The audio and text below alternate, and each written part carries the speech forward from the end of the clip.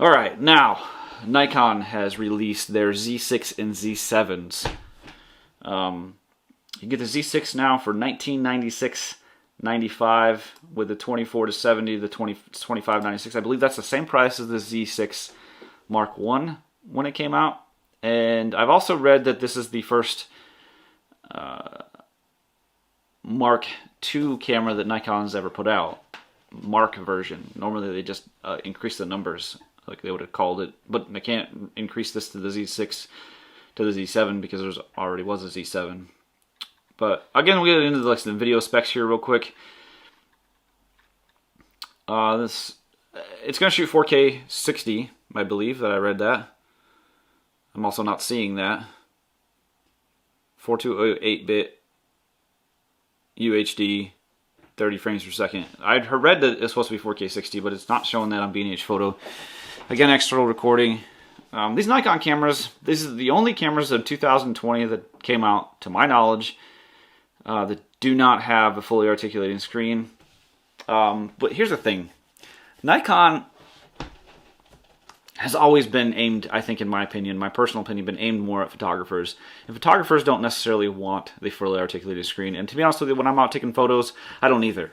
It makes sense to me, I don't either. When I'm out just shooting photos and not video, I don't want a fully articulated screen. So these Nikon cameras are really more meant for photographers. Granted, you know, these also have some pretty badass video features on there. 4K, you know, 30 frames per second, N-Log, 10-bit, HDMI out. I mean, it has great video features as well, so don't take that lightly. I mean, these Nikon cameras also have great autofocus systems now. Their lenses are really great. I do think they kind of lack a little bit in lens lineup. Now, with that being said, pump the brakes a little bit. Their Nikon Z-mount lens lineup is complete. They've got everything you need. A great lens lineup. Where I think they lack is dedicated, and I'm talking not dedicated, but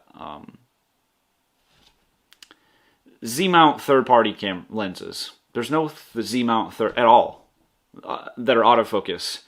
Now, obviously, you can get the F to Z adapter, and you can mount all of those third-party, you know, Sigma Glass and Samyang, and they've got everything there. But I don't personally want to put an adapter on my cameras. And I stand here and I talk about this. The Panasonic L mount is probably the worst of all of them, dedicated Panasonic lenses. But they do have the Sigma lenses right now that kind of save the day. They're dedicated Sigma lenses. They screw right onto the top of onto the mount. Nikon doesn't have that. Canon doesn't have that. They've got two. Canon's got two Samyang lenses. The 14mm f2.8 great lens. I've had that lens in the past. It is a great lens. I've just actually recently bought it already again for the A7C, the 14mm f2.8 Samyang lens. I think that is the one thing, in my opinion, that leads people towards the Sony full-frame system, is just, you know, lens for lens. I mean, I think that for the most part, Canon and Nikon have everything you need, right? You know, they got 24-70. They got ultra-wide zoom lens. They've got some great primes. They've got the 70-200. Great lens lineup. They've got everything you need. What they lack is that third party, I think, in my opinion. Obviously, again, they have the entire third party if you want to adapt.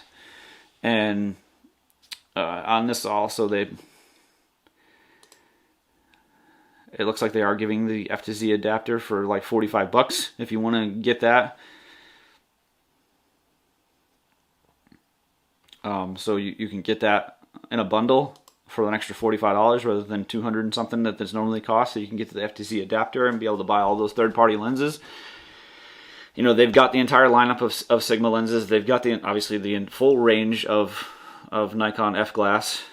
And then they've got the full range of third-party lenses, Sigma and Samyang and many others.